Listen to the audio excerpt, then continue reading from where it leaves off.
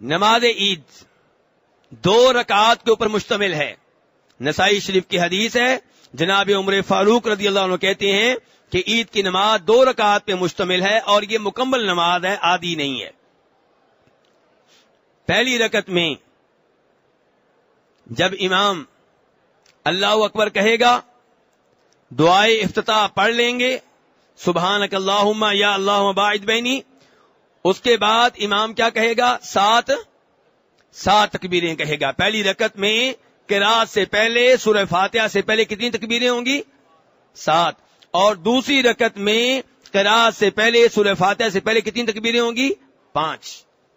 دلیل کیا ہے؟ یہاں دلیل دینا بہت ضروری ہے, کیونکہ ہمارے کئی بھائی عید کی تکبیریں اس سے مختلف تعداد میں کہتے ہیں جو میں نے بتائی ہیں. لیکن مسجد نبوی میں پہلی رکعت میں 7 تکبیریں ہوتی ہیں, رکوع کی تکبیر کے علاوہ, تکبیر تحریمہ کے علاوہ, اور دوسری رکعت میں 5 تکبیریں ہوتی ہیں رکوع کی تکبیر کے علاوہ. دلیل کیا ہے؟ 2 حدیثیں ہیں اس معاملے میں. پہلی حدیث جناب عائشہ رضی اللہ عنہا کی, دوسری حدیث جو ہے عمر بن شعیب عن ابیہ عن جدہ کی.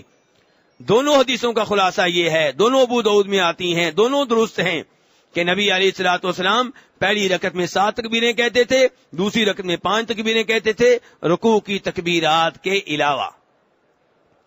پہلی رکعت میں سورہ فاتحہ کے بعد سنت طریقہ یہ ہے کہ کون سی سورت پڑھی جائے؟ حل اتاک سبح اسم ربک الاعلی. اور دوسری رکعت میں کون سی پڑھی جائے؟ حل اتاک حدیث الغاشیہ. یہ سنت ہے نبی علیہ الصلوۃ والسلام کی. اور آپ کی سنت یہ ہے کہ عید کے موقع پہ پہلے نماز ادا کی جائے گی, بعد میں خطبہ عید ہوگا. خطبہ عید میں نبی علیہ الصلوۃ والسلام وعظ و نصیحت کرتے, لوگوں کو دین کے مسائل سمجھاتے, اور آپ خطبہ عید سے پہلے یہ اعلان کرتے, ابو داؤد شریف کی حدیث ہے کہ اب خطبہ ہوگا, جو خطبہ سننا چاہے سنے, جو نہ سننا چاہے جا سکتا ہے.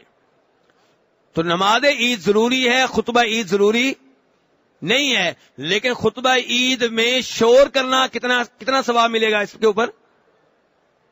جی, خطبہ عید سننا تو ضروری نہیں ہے, لیکن جب نہیں سننا تو شور شرابہ کریں, دوسروں کو بھی نہ سننے دیں, اس کا کتنا ثواب ملے گا؟ دیکھا یہ کیا ہے, ادھر خطبہ عید ہو رہا ہوتا ہے, میرے اردو بولنے والے بھائی آپس میں گلے مل رہے ہوتے ہیں, مبارکبادیں دے رہے ہوتے ہیں, پاس جو عربی بیٹھے ہوتے ہیں وہ کہتے ہیں چپ کرو یار, ہمیں خطبہ سننے دو.